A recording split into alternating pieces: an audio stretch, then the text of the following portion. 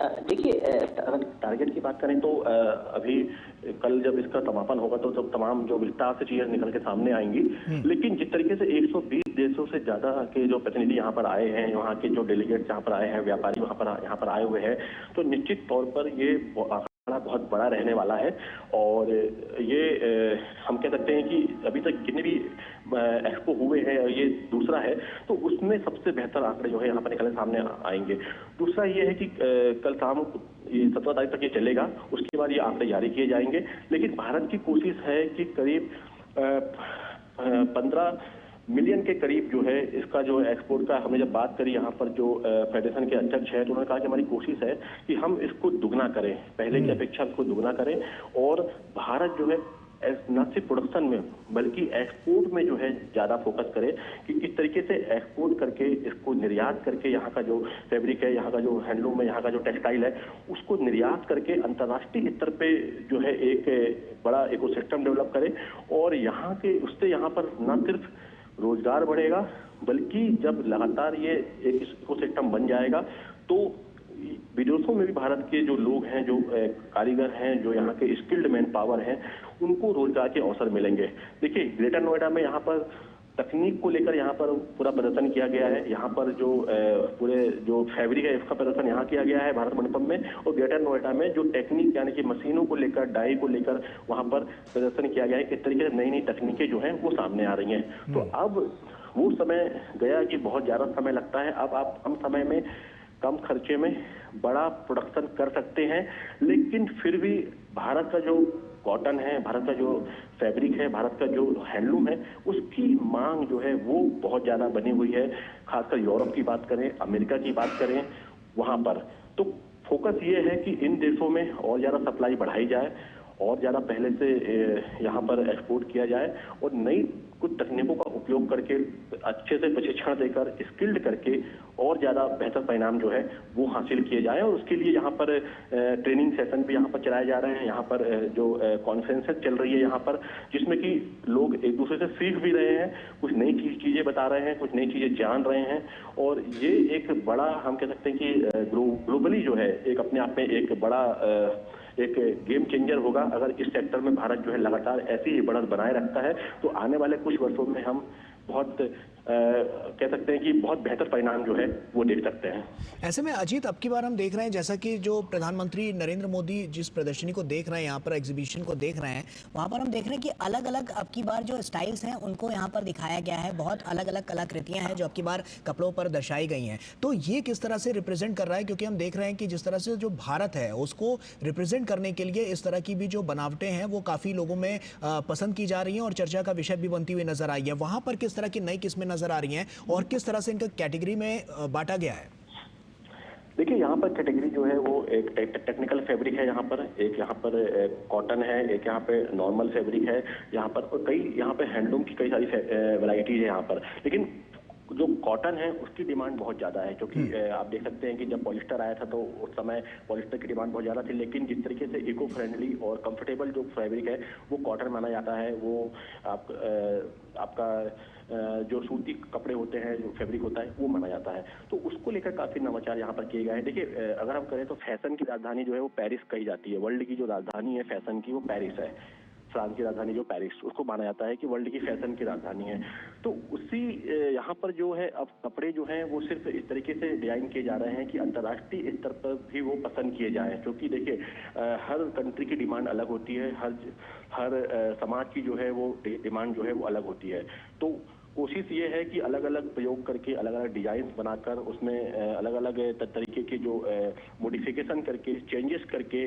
और बड़ी बात यह है कि देखिए, यहाँ पर तो जो हमने देखा है कई ऐसी डिजाइन है जिसमें कि भारत की जो हम कह सकते हैं कि एक थप्पे वाली कला है, एक ब्लॉक पेंटिंग है, ब्लॉक प्रिंटिंग है, उसको यहाँ पर उसको किया जा रहा है। दूसरा, यहाँ पर जो मधुबनी पेंटिंग के भी कुछ फैब्रिक हमने देखा कि वो भी उसमें उकेरी गई। जिस तरीके से मधुबनी पेंटिंग जो बनाई जाती है उसको फैब्रिक में उकेरा गया है, उसको इस तरीके से बनाया गया है। तो देखिए, फैशन के साथ साथ आज के समय में लोग अपनी परंपरा को से भी जुड़े रहना चाहते हैं।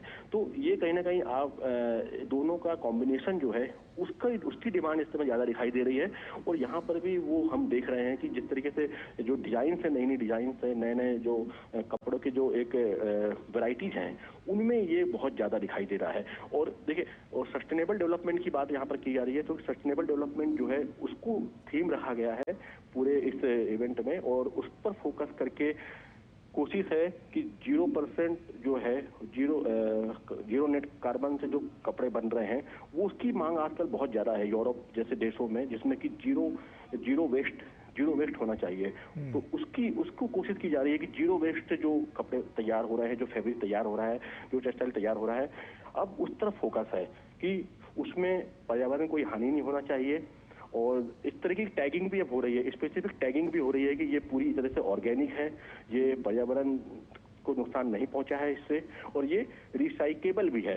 यहाँ पर आपको जो बनाना है उसके जो पत्ते होते हैं, उसके रेयान से फैब्रिक बन रहा है। सोचिए आपकी ये कितना महत्वपूर्ण है।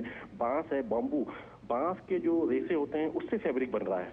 तो इस तरीके से पाइनएप्पल है, उसमें जो प्रोटीन्स होता है उससे फैब्रिक बन रहा है।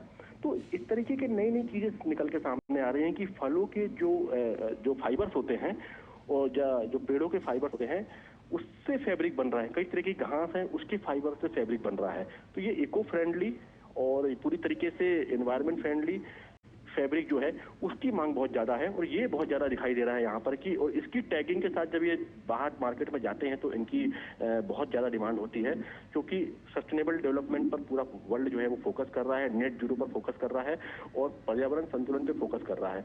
तो इस तरीके के फैब्रिक को लगातार बढ़ावा मिल रहा है, और इस तरीके के फैब्रिक अब बनना शुरू हो गए हैं, जो कि पेड़ों के जो फैब्रिक, जो हम कह सकते हैं कि जो फाइबर होते हैं उससे टेक्सटाइल जो है वो बन रहे हैं, उससे बनना शुरू हो गया है।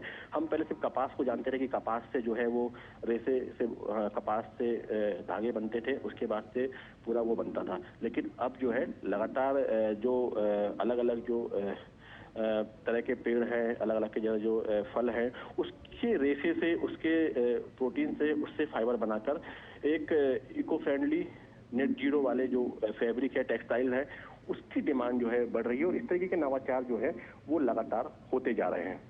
अजीत, ऐसे में ये जो क्रिएशंस हैं वो अपने आप में एक बड़ी वानगी तो पेश करते ही हैं, लेकिन किस तरह से चैलेंजेस भी सामने आते हैं, क्योंकि कुछ सोचना और उसके बाद उसको अंत तक पहुंचाना और उसके बाद लोगों तक उसको पहुंचाना, और उसको सबसे बड़ी बात है सेल आउट करना। तो ये अपने आप में जो ये पूरा प्रोसेस है वो कितना उनके लिए चैलेंजिंग रहता है, जो लोग यहाँ पर प्रदर्शकों में शामिल हैं? देखिए, अगर आपको पता हो कि जो बांग्लादेश हमारा पड़ोसी देश है, वो रेडीमेड गारमेंट्स में उसका काफी होल्ड है, और वहाँ पर जो है काफी बड़ी संख्या में जो है कंपनियां बहुत सारी वहाँ पर अपना जो है प्रोडक्शन करवाती हैं, वहाँ पर कपड़ों का निर्माण कराती हैं। देखिए, क्योंकि वहाँ पर जो लेबर कम सस्ता है, वहाँ पर दूसरी अन्य चीजें वहाँ पर पॉजिटिव हैं उनके फेवर में। देखिए, इसमें बड़ी बात यह है कि स्किल्ड मैन पावर जो है वो बहुत जरूरी है, क्योंकि और लगातार जो है नई नई चीजों से आप अपडेट होते रहें, नई नई चीजों को आत्मसात करते रहें। दुनिया में क्या चल रहा है, फैशन के मामले में क्या चल रहा है, फैब्रिक के मामले में क्या चल रहा है, किस चीज की डिमांड है इस समय, और वो डिमांड कहाँ पर है, ये मालूम होना बहुत जरूरी है। और अब तकनीक के उपयोग से ये बहुत ही आसान हो गया है, बहुत ही सहज हो गया है कि अब वर्ल्ड वाइड जिस तरीके से ज्योग्राफिकली जो मार्केट है वो किस तरफ मूव कर रहा है। लेकिन देखिए, जब ये जो स्पेशल जो फैब्रिक होता है, जो मैंने बताया आपको कि इसमें जो पौधों से, फलों से, प्रोटीन से, आपके जो फाइबर से, बनाना फाइबर है या बम्बू फाइबर है, उससे जिस तरीके से फैब्रिक बन रहे हैं, ये अभी शुरुआती स्टेज में है और इनकी डिमांड काफी ज्यादा है। लेकिन इसमें बड़े स्तर पर लोगों को ट्रेन करना पड़ेगा, उनको तकनीक से अवगत कराना पड़ेगा, और इसमें इन्वेस्टमेंट करना पड़ेगा, जिससे कि ये बड़े लार्ज स्केल पर ये चीजें बन सकें। और जब ये चीजें बड़े लार्ज स्केल पे बनेंगी तो इनका जो है कॉस्ट कम होगी, इसकी जो कॉस्ट कम आएगी, और ये बहुत सस्ते होंगे, इतने महंगे नहीं होंगे जितने की अभी बनिस्पत है। तो ये वर्ल्ड वाइड जब जाएंगे, बाहर जाएंगे, क्योंकि ये बाहर के देशों में काफी ज्यादा इनकी डिमांड है, तो ये कहीं ना कहीं एक प्रॉफिटेबल जो है ये बिजनेस होगा भारत के लिए। यहाँ पे जो इससे जुड़े हुए जो उद्योग हैं उनके लिए, इससे जुड़े जो लोग हैं, जो श्रमिक हैं, जो कारीगर हैं, उनके लिए बहुत बेहतर ये होगा कि वो इस सेक्टर में अपने आप को अपग्रेड कर सकें, अपने आप को आगे बढ़ा सकें और आर्थिक रूप से खुद मजबूत हो सके। साथ ही एक विश्व स्तरीय हम कह सकते हैं कि एक पकड़ जो है वो अपनी मजबूत कर सकें टेक्सटाइल सेक्टर में, फैब्रिक के सेक्टर में, हैंडलूम के सेक्टर में और तमाम इससे जुड़े जो दूसरे अन्य, चाहे हम डाई की बात करें, डाइंग की बात करें, जो कि कलर का भी एक बहुत बड़ा मार्केट है जो कि टेक्सटाइल से जुड़ा हुआ है, और डाइंग जो होती है वो भी, उसकी भी नई नई चीजें, नए नए उससे तकनीक उसमें आ रही है। तो उससे भी हम कह सकते हैं कि एक बड़ा एक परिवर्तन जो है वो देखने को मिल सकता है, बड़ा एक चेंज जो है वो देखने को मिल सकता है कि अगर हम, क्योंकि बहुत छोटे स्तर पे अभी ये काम हो रहा है, हमारे यहाँ पे जो इंडस्ट्रीज है वहाँ पे स्किल्ड मैन पावर अभी उतना नहीं है जितना होना चाहिए, नई नई तकनीक से वो अपग्रेडेड नहीं है, परंपरागत तरीके से काम ज़्यादा हो रहा है और ये एक काफ़ी हद तक असंगठित रूप से हो रहा है। तो उसको संगठित करके, ऑर्गेनाइज करके, स्किल्ड करके अगर उस पर काम किया जाएगा तो कहीं ना कहीं बड़ा बदलाव जो है वो हमें भविष्य में देखने को मिल सकता है। और भारत जिस तरीके से टेक्सटाइल इंडस्ट्री में वर्ल्ड में लगातार आगे बढ़ रहा है, लगातार अपनी पकड़ जो है वो विश्व स्तरीय मजबूत कर रहा है, क्योंकि भारत की एक बहुत पॉजिटिव छवि है अंतर्राष्ट्रीय स्तर पर, न सिर्फ टेक्सटाइल के मामले में, दूसरे मामले में भी। तो ब्रांड इंडिया को किस तरीके से हम टेक्सटाइल सेक्टर से जोड़कर उसका फायदा हम अपने देश के जो श्रमिक हैं, जो कारीगर हैं, जो हैंडलूम के जो वर्कर हैं, उनको दे सकते हैं, इस पे पूरा फोकस करना होगा। और कहीं ना कहीं इसके लिए कुछ चैलेंजेस भी होंगे, लेकिन उनको पार पाना होगा। इसमें हमें ट्रेनिंग, इन्वेस्टमेंट और ट्रांसपोर्टेशन, ये सब चीज़ों पे बेहतर करना होगा। निश्चित तौर पर अजीत, ये गेम चेंजर तो साबित होगा ही, लेकिन इस तरह के जो इवेंट है वो टारगेट को अचीव करने के लिए कितने कारगर साबित होते हुए नजर आते हैं, जो इस तरह के बड़े यहाँ पर जो ऑर्गेनाइज्ड इवेंट होते हैं? देखिए, बिल्कुल टारगेट को बिल्कुल अचीव करते हैं। अभी कुछ दिन पहले हमने देखा कि इंडिया एनर्जी वीक का आयोजन किया गया यशोभूमि में, तो वहां पर भी पहले से जो टारगेट था उससे दुगना अचीव किया गया। देखिए, हर चीज पहले से बेहतर ही हो रही है। तो यहाँ पर ये दूसरा ये पूरा ये एक्सपो है यहाँ पर टेक्सटाइल का, तो ये जो टारगेट है, कोशिश ये है कि कम से कम भारत जो है वो दुनिया के टॉप 3 जो टेक्सटाइल प्रोड्यूसिंग कंपनी और एक्सपोर्टर में शामिल हो जाए।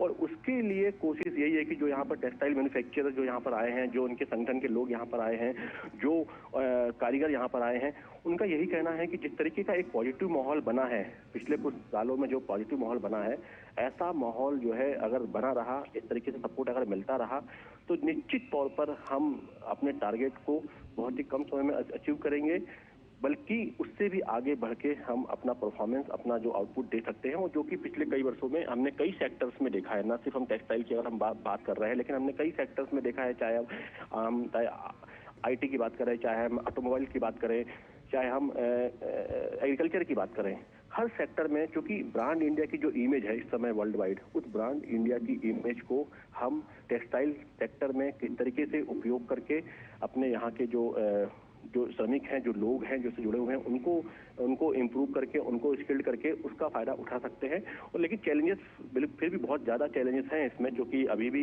काफ़ी हद तक हम देखते हैं कि ये जो छोटे लेवल पे काफ़ी अनऑर्गेनाइज है, जो वर्कर हैं वो उतने ट्रेन नहीं है, स्किल्ड नहीं है, क्योंकि परंपरागत तरीके से वो काम कर रहे हैं लंबे समय से। लेकिन अब यही कोशिश है कि इसको हम पूरी तरीके से एक प्रॉपर वैल्यू चेन के साथ में इसको जोड़कर और पूरा सिस्टम है उसको इम्प्रूव किया जाए, और विश्व स्तर पर एक जो ब्रांड इंडिया की इमेज है उसका फायदा जो है वो टेक्सटाइल सेक्टर को भी मिले। और इसी की पूरी कोशिश है कि भारत टेक्स जो है 2025, इसके बहुत बेहतर परिणाम जो है वो आएंगे। बिल्कुल अजीत, साफ तौर पर ये नज़र भी आ रहा है, क्योंकि सरकार का भी लक्ष्य है कि हर एक आमजन जो है उसकी ज़िंदगी रोशन हो पाए, उसकी ज़िंदगी में उजाला आए। इस कड़ी में अगर हम इस तमाम पहलों को देखें जो सरकार द्वारा की जा रही हैं, वो कहीं ना कहीं राष्ट्रीय नहीं बल्कि अंतर्राष्ट्रीय स्तर पर भी एक बड़ी छाप छोड़ रही हैं। ऐसे में अब की बार अगर हम बात करें तो ये कितना बड़ा ग्लोबली चेंज लेकर आएगा, क्योंकि इवेंट अपने आप में बहुत बड़ा है और साफ तौर पर 120 देशों से ज़्यादा जब प्रतिनिधि यहाँ पर पहुँचे हैं, तो कहीं ना कहीं भारत के लिए भी बड़ी बात और उन लोगों के जिंदगी में भी एक बड़ा उजाला आता हुआ नजर आएगा जो छोटे गांव से, छोटे तबके से आते हैं।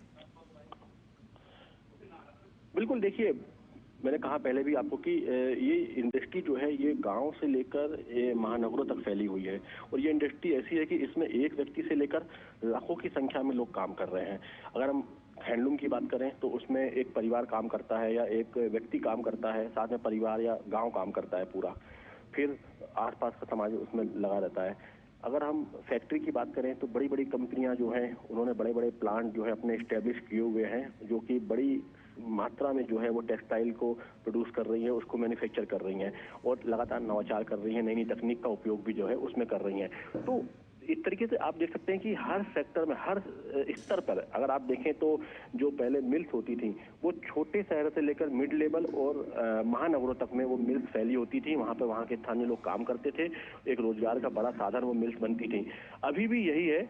अभी भी आप सोचिए कि एक अगर आप किसी भी, अगर आप इसकी बात करते हैं, मैं चंदेरी की बात करता हूँ आपको। चंदेरी का जो सिल्क होता है, चंदेरी एक मध्य प्रदेश के अशोकनगर जिले में एक कस्बा है, हम कह सकते हैं तहसील है, वहां पर उसके नाम से पूरा वो इलाका जाना जाता है। चंदेरी का सिल्क जो है वो अपने आप में बहुत अलग है, एक खास पहचान रखता है। महेश्वर की साड़ियां, महेश्वर का सिल्क, महेश्वर एक मध्य प्रदेश के खंडवा खरगोन के पास में है, एक जगह है, वहां का जो सिल्क है वो पूरी दुनिया में अपनी अलग पहचान रखता है। तो आप सोचिए कि ये छोटी छोटी जो हमारी जो ये पहचान है, बनारस की अगर सिल्क की बात करें हम, कांजीवरम की बात करें हम, तो ये अपने आप में एक अलग जीआई टैगिंग के साथ में ये एक वर्ल्ड वाइड अपनी अलग पहचान रखते हैं। और वहां से अगर आप इनको अगर आप प्रोत्साहन करते हैं, इनको प्रोत्साहित करते हैं, इनको प्रमोट करते हैं, देखिए दुनिया में इस समय हैंडलूम को भी काफी पसंद किया जा रहा है। दुनिया में डिमांड ये है क्योंकि हैंडमेड प्रोडक्ट जो है वो ज्यादा वैल्यूएबल है, पहले से उनकी ज्यादा कीमत है, वो ज्यादा पसंद किए जा रहे हैं। फैक्ट्रियां आप लगाते हैं, बड़े स्तर पे काम होता है, वो भी है, लेकिन हमें अपने हैंडलूम्स को भी आगे ले जाना होगा। उन लोगों को भी उस मुकाम पर ले जाना होगा कि वो अब पहले से बेहतर कर पाए। बड़ी बड़ी फैक्ट्रियां हैं, बड़ी बड़ी कंपनियां हैं, वहां पर लगातार इन्वेस्टमेंट हो रहे हैं, लगातार वहां पर निवेश आ रहा है, लेकिन कोशिश ये है सरकार की कि अब नीचे से लेकर ऊपर तक सभी स्तर पर हम टेक्सटाइल इंडस्ट्री में हर सेक्शन में जो है वो ग्रोथ करें, हर सेक्शन में आगे बढ़े, हर जो उसका क्षेत्र है, मैंने बताया आपको कि जिस तरीके से चाहे देखिए ये भी किसानों से जुड़ा एक बड़ा एक क्षेत्र है, क्योंकि किसान जब कपास उगाता है, कपास की फसल अच्छी होती है, उसके बाद वो कपास जो है वो मिल में जाता है, वहाँ से वो उसमें से बिनोला और वो अलग किया जाता है। उसके बाद से फिर लगातार जो है फिर वो मिल में जाके उसमें धागे बनते हैं, फिर वो पूरा कपड़ा फैब्रिक बनता है, फिर वो जाके रेडीमेड गारमेंट्स में बनता है, प्रिंटिंग होती है, फैशन में होता है। तो बड़ी संख्या में किसान, खासतौर पर देखिए महाराष्ट्र, मध्य प्रदेश, यहाँ पर बड़ी संख्या में कपास की खेती करने वाले किसान हैं, जो कि सीधे जुड़े हुए हैं टेक्सटाइल इंडस्ट्री से, क्योंकि कपास की खेती जो है वो बहुत महत्वपूर्ण है टेक्सटाइल इंडस्ट्री के लिए, और कहीं ना कहीं एक बड़ा रोजगार का साधन भी है।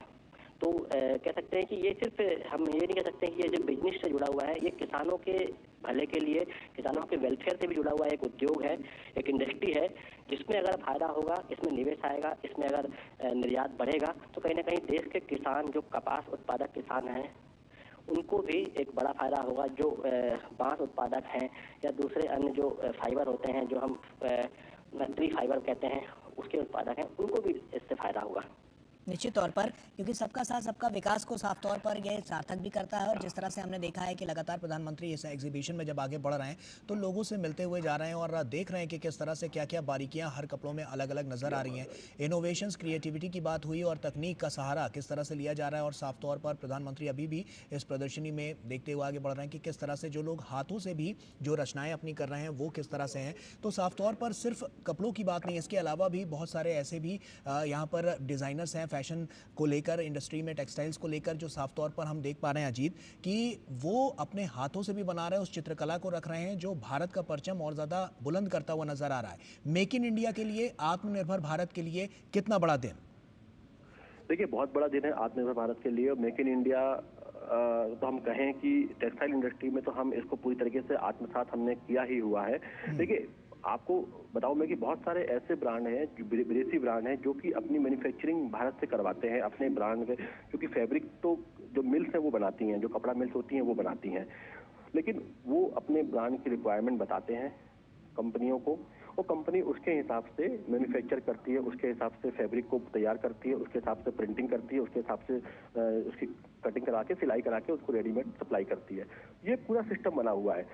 आपने बताया कि लाइव डेमो, देखिए यहाँ पर मैंने वही कहा आपको कि देखिए यहाँ पर हर वर्ग का ध्यान रखा गया है, जो कि बहुत ब्रॉड एक सेक्टर है, टेक्सटाइल सेक्टर है, हैंडलूम सेक्टर है। तो यहाँ पर जो भारत की परंपरागत जो कारीगरी है, जो हैंडलूम है, उसको भी यहाँ पर लाइव डेमो के रूप में दिखाया गया है।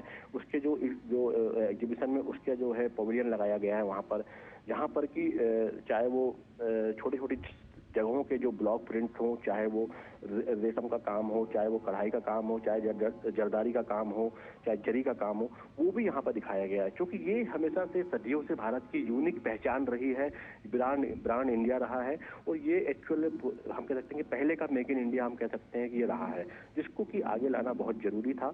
और इस तरीके के जो एक्सपो होते हैं, इस तरीके के जो भारत टेक्सटाइल जो एक्सपो है, ये भारत टेक्स 2025, इस तरीके के एक्सपो ऐसे ही लोगों को प्लेटफॉर्म देते हैं कि वो अपने हुनर को, अपने काबिलियत को, अपने उत्पाद को एक अंतर्राष्ट्रीय मंच पर वो दिखा सके, अंतर्राष्ट्रीय मंच पर स्थापित कर सके, और वहां पर वो इस तरीके से बता सके कि हाँ, ये भारत का चीज ये है, उत्पाद है जो कि यूनिक है और उसकी एक अपनी यूएसपी है, उसकी अपनी ये पहचान है। मैं आपको बताऊं कि करीब टेक्सटाइल इंडस्ट्री में, हैंडलूम में करीब 100 से ज्यादा के आसपास जीआई टैग उत्पाद है, जो कि अपनी एक अलग ज्योग्राफिकल आइडेंटिटी रखते हैं। और इस तरीके के उत्पाद जो हैं कहीं ना कहीं भारत की एक अलग इमेज दर्शाते हैं, क्योंकि विश्व में कहीं भी ये उत्पाद अगर जाते हैं तो brand India, make in India को प्रदर्शित करते हैं। बिल्कुल। आधुनिकता के इस दौर में अगर हम देखें तो आधुनिकता पर कितना ज़्यादा फोकस किया गया है, क्योंकि हम देख रहे हैं कि अलग अलग राज्यों से लोग हैं यहाँ पर जो कहीं ना कहीं अपने अपने कल्चर को यहाँ पर उजागर करते हुए वस्त्रों के माध्यम से नजर आ रहे हैं। देखिए, अगर आप भारत में जाएं तो आपको हर राज्य का एक अलग परिधान दिखाई देगा, हर राज्य का एक आपको अलग एक विशेष टेक्सटाइल दिखाई देगा, विशेष वस्त्र आपको दिखाई देगा, वहाँ का एक अलग एक यूनिक आपको वहाँ का टेक्सटाइल दिखाई देगा।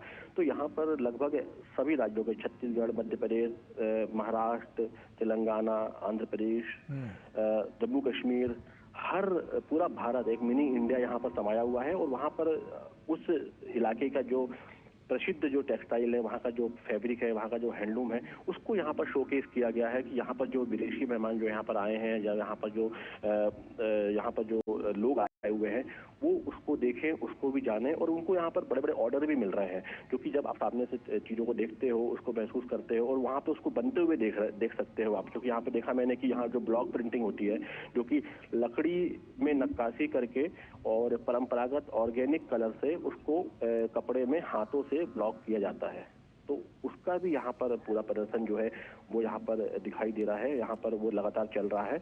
और देखिए, ये छोटी छोटी चीजें आपको यहाँ पर एक दिखाई दे रही है, लेकिन ये बड़े मायने रखती है यहाँ पर, क्योंकि एक पूरे भारत की जितनी भी विविधताएं हैं टेक्सटाइल में या हैंडलूम में, उसको एक मंच देना, एक जगह पर उसको स्थापित करना और वहाँ पर शोकेस करना, जहाँ पर कि दुनिया भर के लोग वहाँ पर पहुँच रहे हैं, वहाँ पर आ रहे हैं, तो अपने आप में बहुत ही एक अलग अनुभव होता है, बहुत ही यूनिक अनुभव होता है।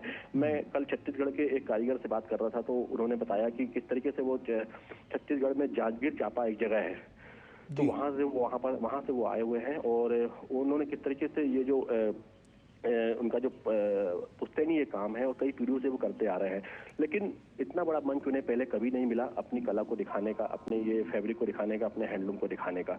तो ये उसको एक उनके लिए बड़ी अपॉर्चुनिटी है कि वो यहाँ पर आए हुए हैं और कहीं ना कहीं खुशकिस्मत मानते हैं खुद को कि इतने बड़े एक्सपो में उनको अवसर मिला और यहाँ पर उन्हें बहुत सारे लोगों से उन्होंने नई चीज़ें देखी, नए सबसे उन्होंने कई नए अनुभव उनको हुए और कई सारे ऑर्डर्स भी उनको मिले आगामी भविष्य के लिए, जो कि उनको आर्थिक रूप से मजबूत करेंगे। तो मिनी इंडिया हम कह सकते हैं यहाँ पर है और सब पूरे भारत भर का जो यहाँ पर जो टेक्सटाइल इंडस्ट्री की जो खासियत है, जो यहाँ की उसकी जो उपयोगिता है, वो यहाँ पर प्रदर्शित हो रही है। यहाँ पर हमने देखा कि एक कंपनी है जो सिर्फ यूनिफॉर्म बनाती है, तो उसने किस तरीके से यूनिफॉर्म बनाई है, चाहे वो स्कूल यूनिफॉर्म से लेकर मिलिट्री, पैरामिलिट्री फोर्सेस और टेक्निकल हम कह सकते हैं कि जो फायर फाइटर होते हैं उनकी यूनिफॉर्म, तो इसमें स्पेशलाइजेशन का भी समय आ गया है कि आप किसी एक चीज पर काम करते हैं, किसी एक टेक्निक पे काम करते हैं, किसी एक फैब्रिक पे काम करते हैं और उसको वर्ल्ड वाइड अपने आप को इस्टेब्लिश करते हैं।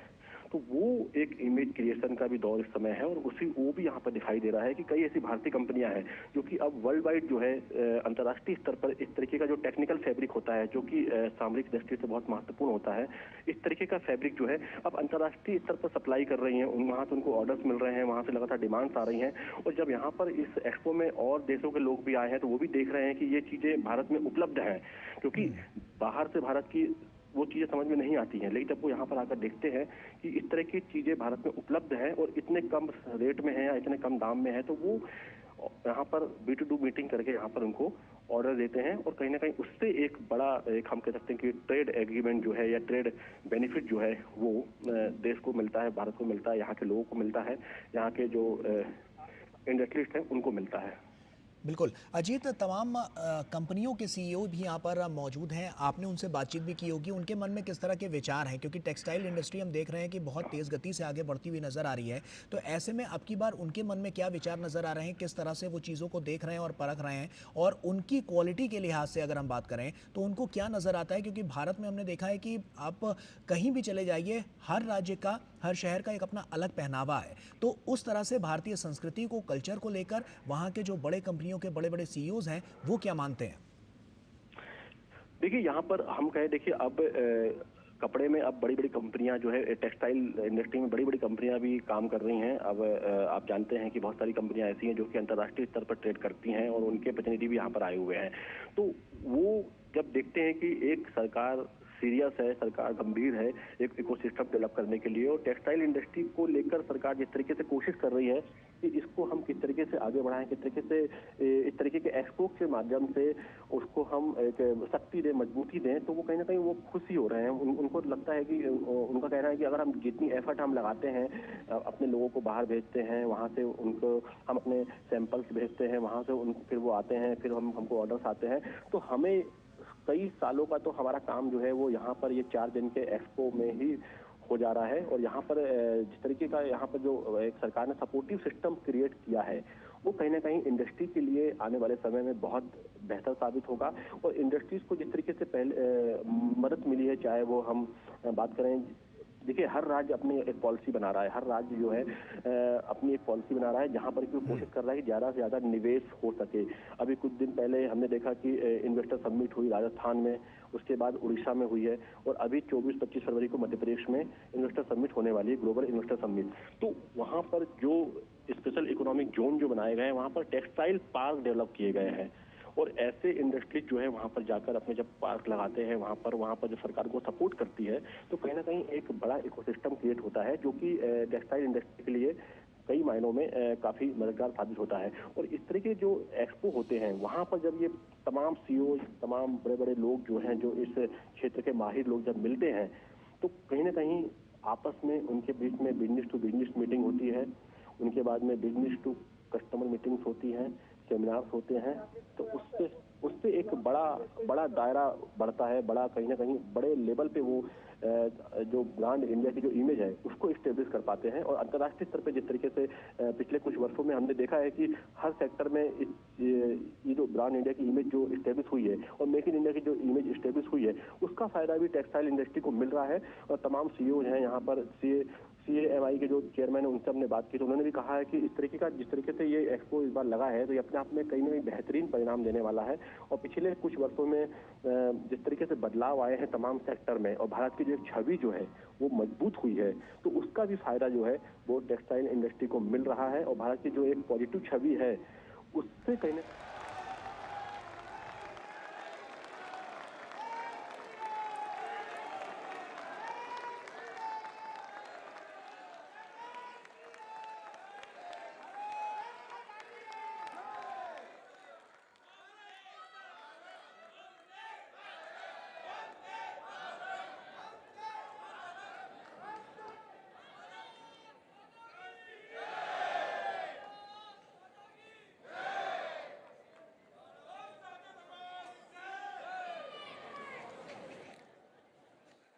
मैं Shubhra, additional DGFT and trade advisor from ministry of textiles.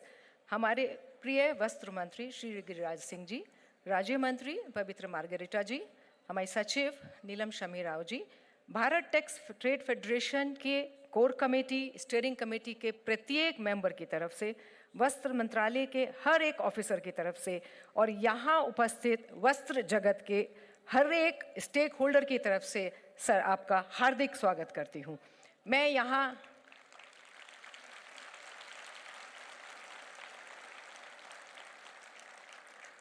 यहाँ आए हुए हमारे विदेशी मेहमानों का भी बहुत स्वागत करती हूँ। सर, कपड़ा क्षेत्र सही मायनों में भारत को रिप्रेजेंट करता है। प्रत्येक राज्य, प्रत्येक गांव के लोग इससे किसी ना किसी तरह से जुड़े हुए हैं। करीब 11 करोड़ लोग इस उद्योग से बंधे हैं।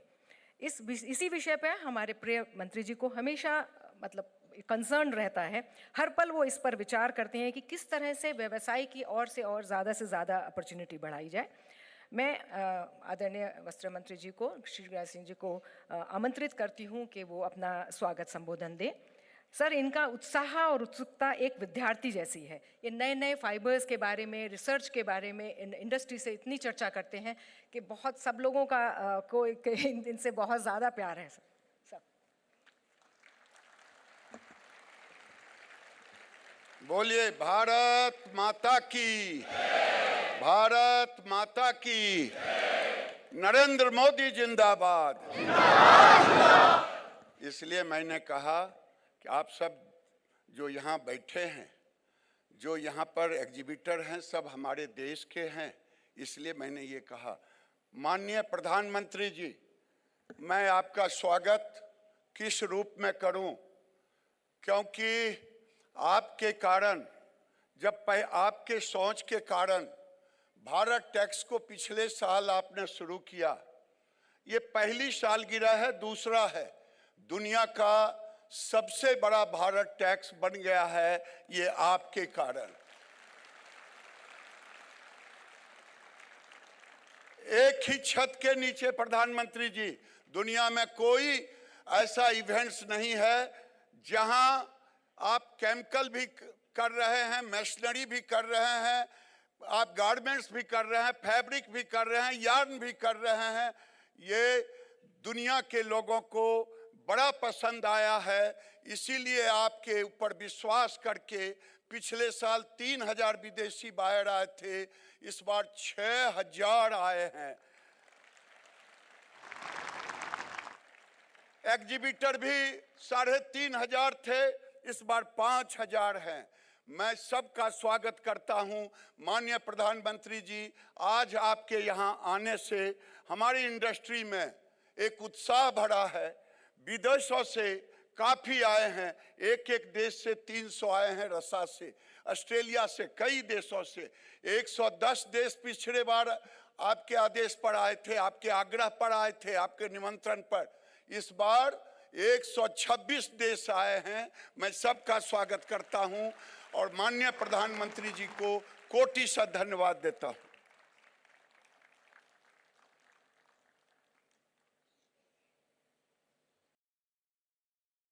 बहुत बहुत धन्यवाद सर। अब वो समय आ गया है जिसका यहाँ हर व्यक्ति को इंतजार था। हम सब वस्त्र जगत के सबसे बड़े शुभचिंतक, प्रोत्साहक और सपोर्टर को सुनना चाहेंगे।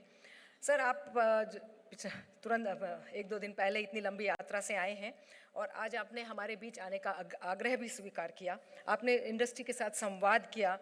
This speaks about your attachment and empathy for this sector sir.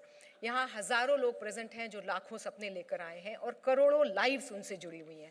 सो आपने जब वस्त्र क्षेत्र को संबोधन करते हैं, एक्चुअली आप करोड़ों लाइव्स को टच कर रहे हैं। बहुत सारी वुमेन इनसे जुड़ी हुई हैं, 70% के करीब वुमेन एम्प्लॉयमेंट है। सो जब आप उनकी लाइव्स मतलब पूरी फैमिली को टच करते हैं sir, so with full humility and respect sir, मैं ये कहना चाहूँगी कि वस्त्र क्षेत्र के लोग एक्चुअली आपको अपना सबसे इम्पॉर्टेंट एम्बेसडर मानते हैं सर।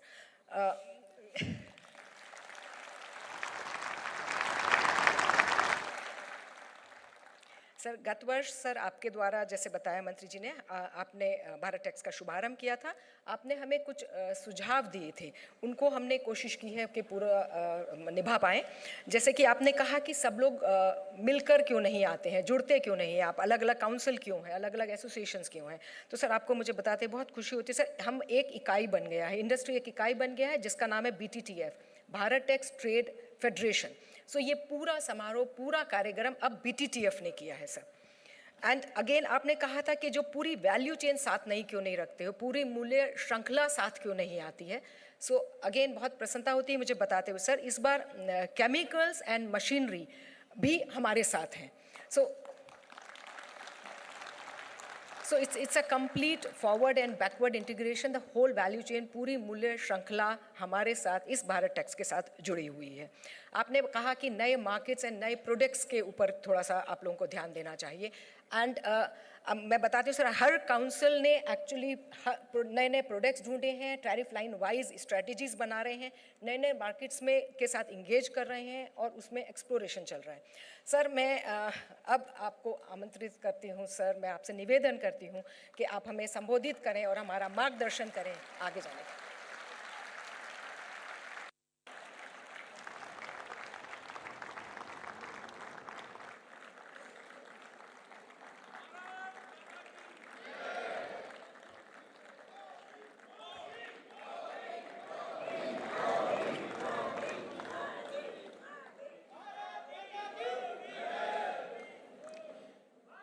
कैबिनेट में मेरे सहयोगी श्रीमान गिरिराज सिंह जी,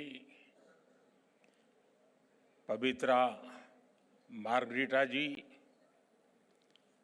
विभिन्न देशों के राजदूत, वरिष्ठ राजनयिक, केंद्र और राज्य सरकार के अधिकारी, फैशन और टेक्सटाइल वर्ल्ड के सभी दिग्गज, एंटरप्रेन्योर्स, छात्र छात्राएं, मेरे बुनकर और कारीगर साथी, देवी और सज्जनों, आज भारत मंडपम भारत टैक्स के दूसरे आयोजन का साक्षी बन रहा है।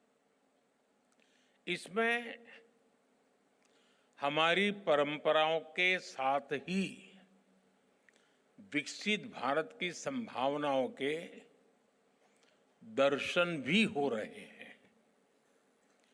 ये देश के लिए संतोष की बात है कि हमने जो बीज रोपा है, आज वो वटवृक्ष बनने की राह पर तेज गति से बढ़ रहा है। भारत टैक्स अब एक मेगा ग्लोबल टेक्सटाइल इवेंट बन रहा है। इस बार वैल्यू चेन का पूरा स्पेक्ट्रम, इससे जुड़े 12 समूह एक साथ यहां हिस्सा ले रहे हैं। एक्सेसरीज, गारमेंट, मशीनरी, केमिकल्स और डाइज का भी प्रदर्शन किया गया है। भारत टैक्स दुनिया भर के पॉलिसी मेकर्स, सीईओ और इंडस्ट्री लीडर्स के लिए एंगेजमेंट, कोलैबोरेशन और पार्टनरशिप का एक बहुत ही मजबूत मंच बन रहा है। इस आयोजन के लिए सभी स्टेक होल्डर्स का प्रयास बहुत सराहनीय है। मैं इसके काम में जुटे हुए सब लोगों को हृदय से बहुत बहुत बधाई देता हूं।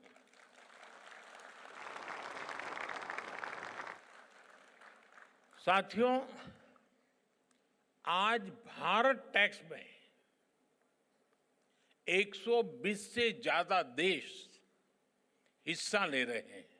जैसे गिरिराज जी ने बताया 126 कंट्रीज, यानी यहां आने वाले हर एंटरप्रेन्योर्स को 120 देशों का एक्सपोजर मिल रहा है। उन्हें अपने बिजनेस को लोकल से ग्लोबल बनाने का अवसर मिल रहा है।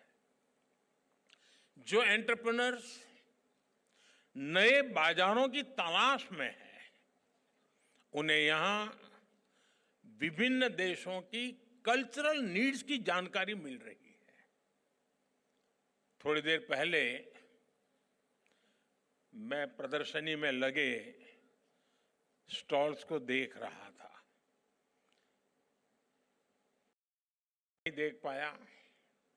अगर पूरा देखता तो शायद मुझे 2 दिन लगते, और इतना समय तो आप मुझे परमिट भी नहीं करेंगे।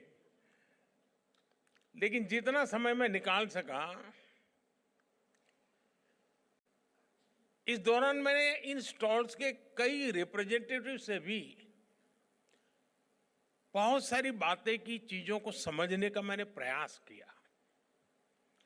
कई साथी बता रहे थे कि पिछले साल भारत टैक्स से जुड़ने के बाद उन्हें बड़े स्केल पर नए बायर्स मिले, उनके बिजनेस का विस्तार हुआ। और मैं तो देख रहा था एक बड़ी यानी मधुर कंप्लेन मेरे सामने आई। उन्होंने कहा साहब डिमांड इतनी है कि हम पहुंच नहीं पाते हैं।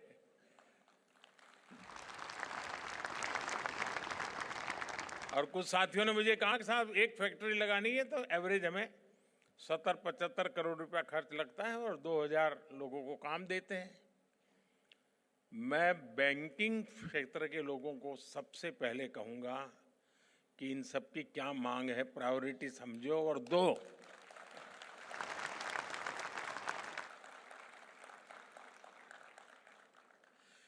साथियों, इस आयोजन से टेक्सटाइल सेक्टर में इन्वेस्टमेंट्स, एक्सपोर्ट और ओवरऑल ग्रोथ को जबरदस्त बढ़ावा मिल रहा है। साथियों, भारत टैक्स के इस आयोजन में हमारे परिधानों के जरिए भारत की सांस्कृतिक विविधता के भी दर्शन होते हैं। पूरब से पश्चिम, उत्तर से दक्षिण, हमारे यहां कितने तरह के पारंपरिक परिधान हैं। एक एक परिधान के कितने कितने प्रकार हैं। लखनवी चिकन, राजस्थान और गुजरात की बांधनी, गुजरात का पटोला और मेरी काशी का बनारसी सिल्क,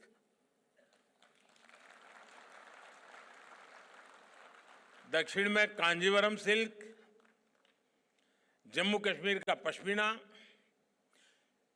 ये सही समय है ऐसे आयोजनों के जरिए हमारी ये विविधता और विशेषता वस्त्र उद्योग के विस्तार का भी माध्यम बने। साथियों, पिछले साल मैंने टेक्सटाइल इंडस्ट्री में फार्म, फाइबर, फैब्रिक, फैशन और फॉरेन, इन 5 एफ फैक्टर्स की बात की थी। फार्म, फाइबर, फैब्रिक, फैशन और फॉरेन का विजन अब भारत के लिए एक मिशन बनता जा रहा है। ये मिशन किसान, बुनकर, डिजाइनर और व्यापारी, हर किसी के लिए ग्रोथ के नए रास्ते खोल रहा है। पिछले वर्ष भारत के टेक्सटाइल और एपरल एक्सपोर्ट्स में 7% की बढ़ोतरी हुई है।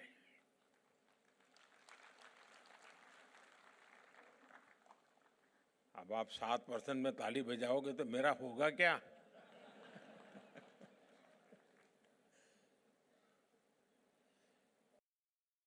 15% हो तो फिर ताली हो जाए।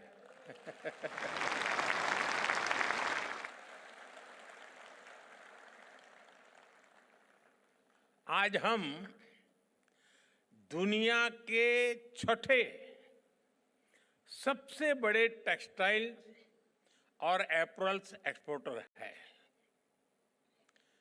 हमारा टेक्सटाइल निर्यात 3 लाख करोड़ रुपए तक पहुंच चुका है। अब हमारा लक्ष्य है 2030 तक हम इसे 9 लाख करोड़ रुपए तक लेकर जाएंगे। मैं भले बोलता यहाँ हूँ ये 2030 की बात, लेकिन आज जो मैंने वहाँ जो मिजाज देखा है तो मुझे लगता है कि शायद आप ये मेरा आंकड़ा गलत सिद्ध कर देंगे और 2030 के पहले ही काम पूरा कर देंगे। साथियों, इस सफलता के पीछे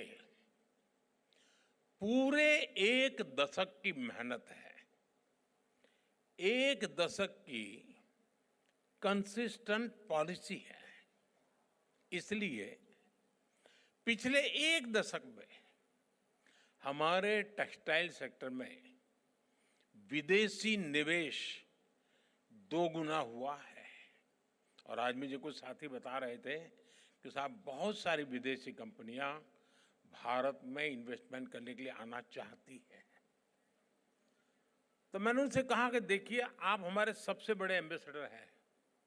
जब आप कहेंगे तो कोई भी बात मान लेगा, सरकार कहेगी तो वो जांच करने जाएगा, ये सही है, गलत है, ठीक है, नहीं है। लेकिन अगर उसी फील्ड का व्यापारी जब कहता है तो मान लेता है, हाँ यार मौका है, चलो। साथियों, आप सब जानते हैं टेक्सटाइल देश में सबसे ज्यादा रोजगार के अवसर देने वाली इंडस्ट्री में से एक महत्वपूर्ण इंडस्ट्री है। भारत की मैन्युफैक्चरिंग में ये सेक्टर 11% का योगदान दे रहा है। और इस बार आपने बजट में देखा होगा, हमने मिशन मैन्युफैक्चरिंग पर बल दिया है। उसमें आप सब भी आ जाते हैं।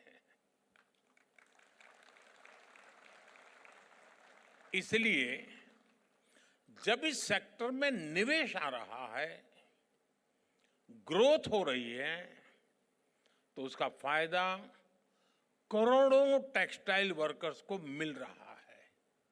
साथियों, भारत के टेक्सटाइल सेक्टर की समस्याओं का समाधान और संभावनाओं का सृजन, ये हमारा संकल्प है। इसके लिए हम दूरदर्शी और लॉन्ग टर्म आइडियाज पर काम कर रहे हैं। हमारे इन प्रयासों की झलक इस बार के बजट में भी दिखती है। हमारे देश में कॉटन सप्लाई रिलायबल बने, भारतीय कॉटन ग्लोबली कॉम्पिटिटिव बने, इसके लिए हमारी वैल्यू चेन मजबूत हो। इंडस्ट्री की ऐसी सभी जरूरतों को ध्यान में रखते हुए हमने मिशन फॉर कॉटन प्रोडक्टिविटी का एक ऐलान किया है। हमारा फोकस टेक्निकल टेक्सटाइल जैसे सनराइज सेक्टर्स पर भी है। और मुझे याद है, मैं जब गुजरात में था, मुख्यमंत्री के नाते मुझे सेवा करने का अवसर मिला था, तो आपके टेक्सटाइल वालों से मेरा मिलना जुलना होता था। और उस समय जब मैं उनको टेक्निकल टेक्सटाइल की बातें करता था तो मुझे पूछते थे, आप क्या चाहते हैं? आज मुझे खुशी है कि भारत इसमें अपनी पहचान बना रहा है।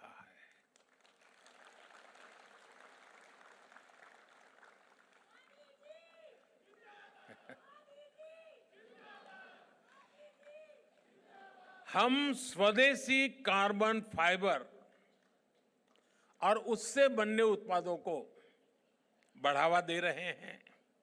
Bharat high grade carbon fibre बनाने की दिशा में भी आगे बढ़ रहा है। इन प्रयासों के साथ ही टेक्सटाइल सेक्टर के लिए जो नीतिगत फैसले चाहिए, हम वो भी ले रहे हैं। जैसे कि इस साल के बजट में एमएसएमई के क्लासिफिकेशन क्राइटेरिया में बदलाव करके इसका विस्तार किया गया है। साथ ही क्रेडिट अवेलेबिलिटी बढ़ाई गई है।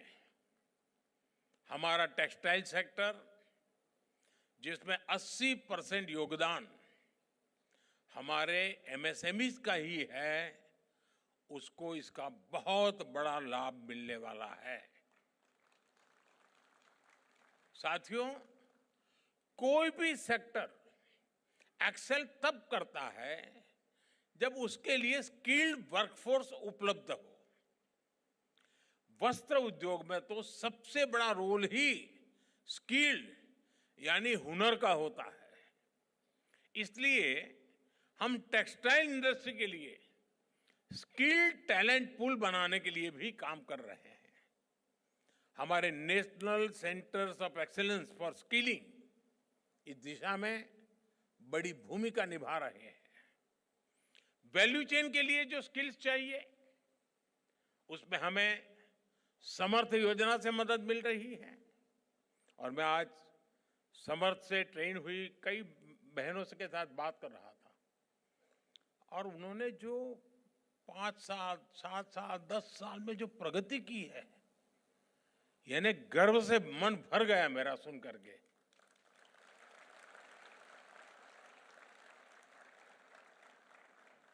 हमारी ये भी कोशिश है कि टेक्नोलॉजी के इस दौर में हैंडलूम की ऑथेंटिसिटी को, हाथ के कौशल को भी उतना ही महत्व मिले। हथकरघा कारीगरों का हुनर दुनिया के बाजारों तक पहुंचे, उनकी क्षमता बढ़े, उन्हें नए अवसर मिले। हम इस दिशा में भी काम कर रहे हैं। पिछले 10 वर्षों में हैंडलूम्स को बढ़ावा देने के लिए 2400 से ज्यादा बड़े मार्केटिंग इवेंट्स का आयोजन किया गया। 2400 से ज्यादा हैंडलूम प्रोडक्ट्स की ऑनलाइन मार्केटिंग को बढ़ावा देने के लिए इंडिया हैंडमेड नाम से ई कॉमर्स प्लेटफॉर्म भी बनाया गया है। इस पर हजारों हैंडलूम ब्रांड रजिस्टर भी कर चुके हैं। हैंडलूम प्रोडक्ट्स की जीआई टैगिंग, इसका भी बहुत बड़ा लाभ इन ब्रांड्स को हो रहा है। साथियों, पिछले वर्ष भारत टैक्स के आयोजन के दौरान टेक्सटाइल स्टार्टअप ग्रांड चैलेंज को लॉन्च किया गया था। उसमें युवाओं से टेक्सटाइल सेक्टर के लिए इनोवेटिव सस्टेनेबल सॉल्यूशंस मांगे गए थे। इस चैलेंज में देश भर के युवाओं ने बढ़ चढ़ करके हिस्सा लिया। इस चैलेंज के विजेता युवाओं को यहां इनवाइट भी किया गया है। वो यहां हमारे बीच में बैठे भी हैं। आज यहां ऐसे स्टार्टअप्स को भी बुलाया गया है जो इन युवाओं को आगे बढ़ाना चाहेंगे। ऐसे पिच फेस्ट को आईआईटी मद्रास, अटल इनोवेशन मिशन और कई बड़े प्राइवेट टेक्सटाइल ऑर्गेनाइजेशंस का सपोर्ट मिल रहा है। इससे देश में स्टार्टअप कल्चर को बढ़ावा मिलेगा। मैं चाहूंगा हमारे युवा नए टेक्नो टेक्सटाइल स्टार्टअप लेकर आए, नए आइडियाज पर काम करें। एक सुझाव हमारी इंडस्ट्री को भी है। हमारी टेक्सटाइल इंडस्ट्री भी आईआईटी जैसे इंस्टीट्यूट्स के साथ नए टूल्स डेवलप करने के लिए कोलैबोरेट कर सकती है। आजकल हम सोशल मीडिया और ट्रेंड्स में देख रहे हैं, नई पीढ़ी अब आधुनिकता के साथ साथ पारंपरिक परिधानों को भी पसंद कर रही है। इसलिए आज ट्रेडिशन और इनोवेशन के फ्यूजन का महत्व भी काफी बढ़ गया है। हमें ऐसे पारंपरिक परिधानों से इंस्पायर्ड ऐसे प्रोडक्ट्स लॉन्च करने चाहिए जो न केवल भारत में बल्कि पूरी दुनिया में नई पीढ़ी को आकर्षित करें। एक और अहम विषय टेक्नोलॉजी की बढ़ती भूमिका का भी है। नए ट्रेंड डिस्कवर करने में, नए स्टाइल्स क्रिएट करने में अब एआई जैसी टेक्नोलॉजी की भूमिका लगातार बढ़ती जा रही है। अभी जब मैं निफ्ट के स्टॉल पर गया तो वो मुझे बता रहे थे कि हम एआई के माध्यम से 2026 का ट्रेंड क्या होगा, हम उसको अब प्रमोट कर रहे हैं। वरना पहले दुनिया के और देश ही हम कहते थे काला पहनो, हम पहन लेते थे। अब हम दुनिया को कहेंगे क्या पहनना है।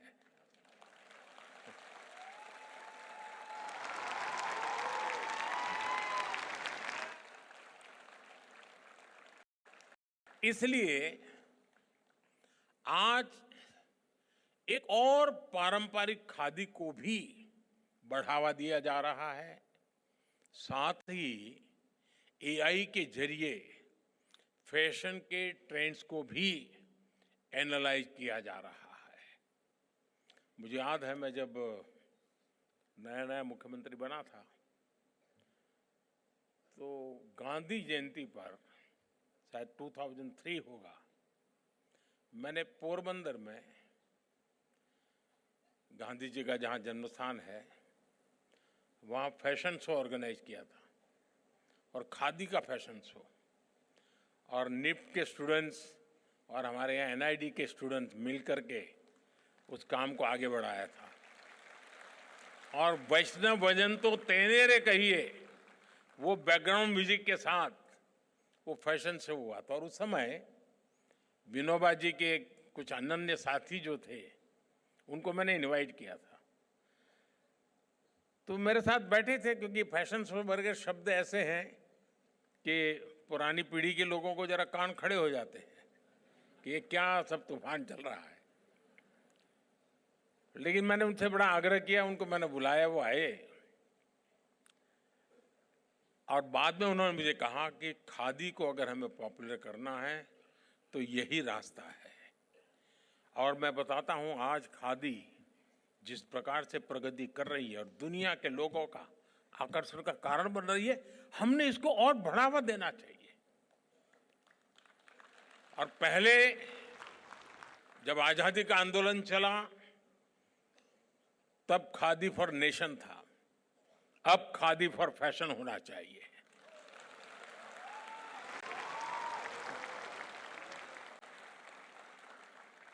साथियों, कुछ दिनों पहले, जैसा अभी अनाउंसर बता रहे थे, मैं विदेश दौरे पर से ही आया हूं। मैं पेरिस में था और पेरिस तो फैशन कैपिटल के अब वर्ल्ड कहा जाता है। इस यात्रा के दौरान विभिन्न मुद्दों पर दोनों देशों के बीच अहम साझेदारी हुई। हमारी चर्चा के मुख्य बिंदुओं में एनवायरमेंट और क्लाइमेट चेंज का विषय भी शामिल रहा। आज पूरी दुनिया सस्टेनेबल लाइफस्टाइल के महत्व को समझ रही है। फैशन वर्ल्ड भी इसके प्रभाव से अछूता नहीं है। आज दुनिया फैशन और एनवायरमेंट और फैशन फॉर एम्पावरमेंट के लिए इस विजन को अपना रही है।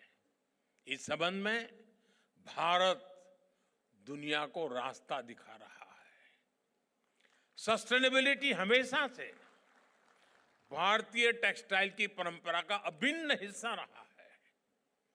हमारी khadi, tribal textiles, natural dyes का उपयोग, ये सभी सस्टेनेबल लाइफस्टाइल के ही उदाहरण हैं।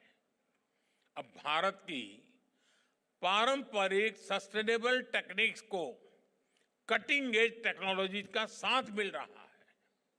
इससे इंडस्ट्री से जुड़े कारीगरों, बुनकरों और करोड़ों महिलाओं को सीधा सीधा लाभ हो रहा है।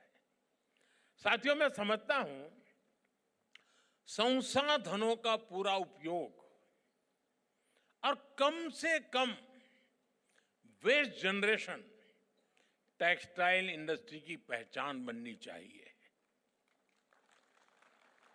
आज दुनिया में करोड़ों कपड़े हर महीने इस्तेमाल से बाहर हो जाते हैं। इनमें बहुत बड़ा हिस्सा फास्ट फैशन वेस्ट का होता है, यानी वो कपड़े जिन्हें फैशन या ट्रेंड चेंज होने के कारण लोग पहनना छोड़ देते हैं। इन कपड़ों को दुनिया के कई हिस्सों में डंप किया जाता है। इससे एनवायरनमेंट और इकोलॉजी के लिए भी बड़ा खतरा पैदा हो रहा है। एक आकलन के मुताबिक 2030 तक फैशन वेस्ट 148 मिलियन टन तक पहुंच जाएगा। आज टेक्सटाइल वेस्ट का 1/4 हिस्सा भी रिसाइकल नहीं हो रहा है। हमारी टेक्सटाइल इंडस्ट्री इस चिंता को अवसर में बदल सकती है। आप में से अनेक साथी जानते हैं, हमारे भारत में टेक्सटाइल रिसाइकलिंग और खासकर अपसाइकलिंग का बहुत डाइवर्स ट्रेडिशनल स्किल मौजूद है। जैसे कि हमारे यहाँ पुराने या बचे हुए कपड़ों से दरिया बनाई जाती है। बुनकर लोग और यहाँ तक कि घर की महिलाएं भी ऐसे कपड़ों से कितने तरह के मैट्स, रग्स और कवरिंग बनाती हैं। महाराष्ट्र में पुराने और यहाँ तक कि फटे कपड़ों तक से अच्छे अच्छे गोदड़ी बनाए जाते हैं। हम इन पारंपरिक आर्ट्स में नए इनोवेशन करके इन्हें ग्लोबल मार्केट तक पहुंचा सकते हैं। टेक्सटाइल मिनिस्ट्री ने अपसाइक्लिंग को प्रमोट करने के लिए standing conference of public enterprise और ई मार्केट प्लेस के साथ एमओयू भी साइन किया है। देश के कई अपसाइक्लर्स ने इसमें रजिस्टर भी किया है। नवी मुंबई और बेंगलुरु जैसे शहरों में टेक्सटाइल वेस्ट के डोर टू डोर कलेक्शन के लिए पायलट प्रोजेक्ट भी चलाए जा रहे हैं। मैं चाहूंगा हमारे स्टार्टअप्स इन प्रयासों से जुड़े, इन अवसरों को एक्सप्लोर करें और अर्ली स्टेप लेकर इतने बड़े ग्लोबल मार्केट में लीड लें। अगले कुछ वर्षों में भारत की टेक्सटाइल रिसाइकलिंग मार्केट $400 मिलियन तक पहुंचने की संभावना है, जबकि ग्लोबल रिसाइकल टेक्सटाइल मार्केट करीब $7.5 बिलियन तक पहुंचने का अनुमान है। अगर हम सही दिशा में आगे बढ़ें तो भारत इसमें और बड़ा शेयर हासिल कर सकता है। साथियों, सैकड़ों वर्ष पहले जब भारत समृद्धि के शिखर पर था, हमारी उस समृद्धि में टेक्सटाइल इंडस्ट्री की बहुत बड़ी भूमिका थी। आज जब हम विकसित भारत का संकल्प लेकर आगे बढ़ रहे हैं तो एक बार फिर टेक्सटाइल सेक्टर का इसमें बहुत बड़ा योगदान होने वाला है। भारत टैक्स जैसे आयोजन इस सेक्टर में भारत की स्थिति को मजबूत बना रहे हैं। मुझे विश्वास है ये आयोजन इसी तरह हर वर्ष सफलता के नए कीर्तिमान गढ़ेगा, नई ऊंचाइयों को छुएगा मैं एक बार फिर इस आयोजन के लिए आप सभी को बहुत बहुत बधाई देता हूं। बहुत बहुत धन्यवाद। नमस्कार।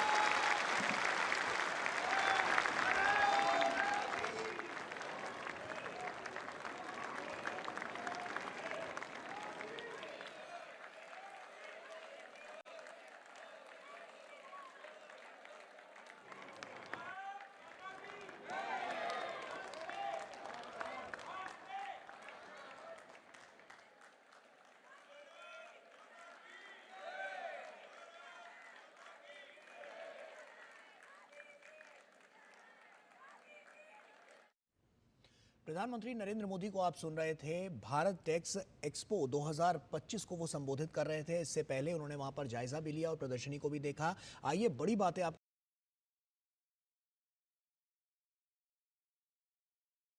Vineet Jain ji, industry leaders, CEOs, अन्य सभी वरिष्ठ महानुभाव, देवियों और सज्जनों, आप सबको नमस्कार।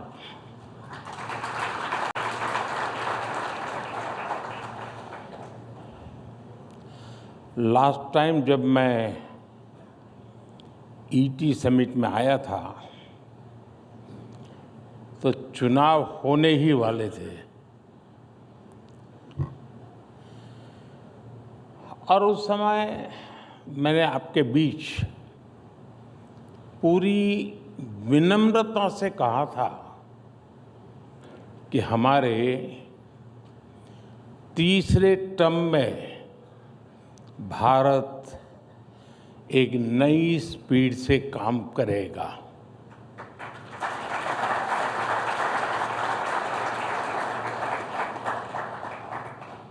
मुझे संतोष है कि ये स्पीड आज दिख भी रही है और देश इसको समर्थन भी दे रहा है।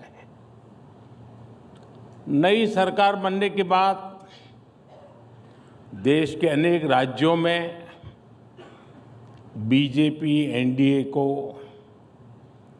जनता का आशीर्वाद लगातार मिल रहा है। जून में ओडिशा के लोगों ने विकसित भारत के संकल्प को गति दी, फिर हरियाणा के लोगों ने समर्थन किया और अब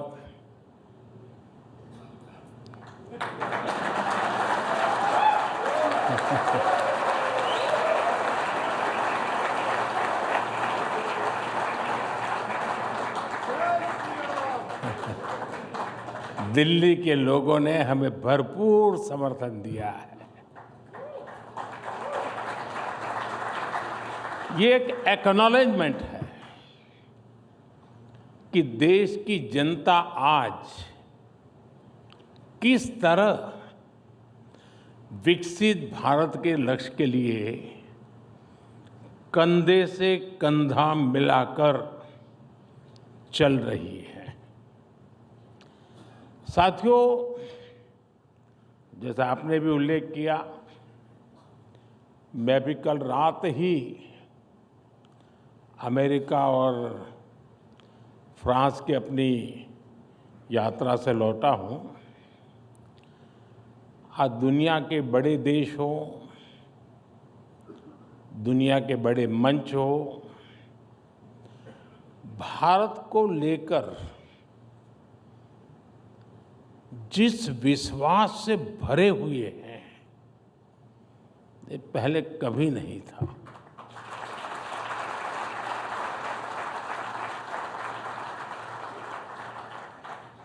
ये पेरिस में एआई एक्शन समिट के दौरान हुए डिस्कशन में भी रिफ्लेक्ट हुआ है। आज भारत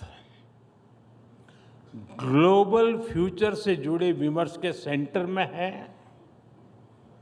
और कुछ चीजों में उसे लीड भी कर रहा है। मैं कभी कभी सोचता हूं, अगर 2014 में देशवासियों ने हमें आशीर्वाद न दिए होते, अब आप भी सोचिए,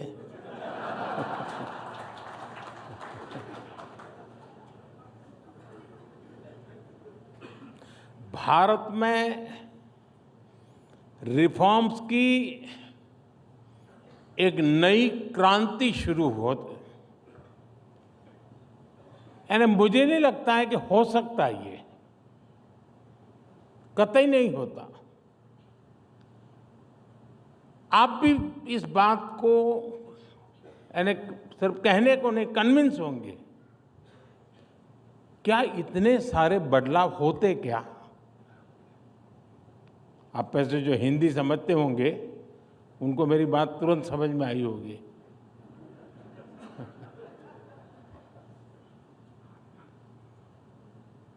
देश तो पहले भी चल रहा था। कांग्रेस स्पीड ऑफ डेवलपमेंट और कांग्रेस स्पीड ऑफ करप्शन, ये दोनों चीजें देश देख रहा था। अगर वही जारी रहता तो क्या होता? देश का एक अहम टाइम पीरियड बर्बाद हो जाता। 2014 में तो कांग्रेस सरकार ये लक्ष्य लेकर चल रही थी कि 2044, यानी 2014 में वो सोचते थे और उनका डिक्लेयर्ड टारगेट था कि 2044 तक भारत को 11th से 3rd लार्जेस्ट इकोनॉमी बनाएंगे। 2044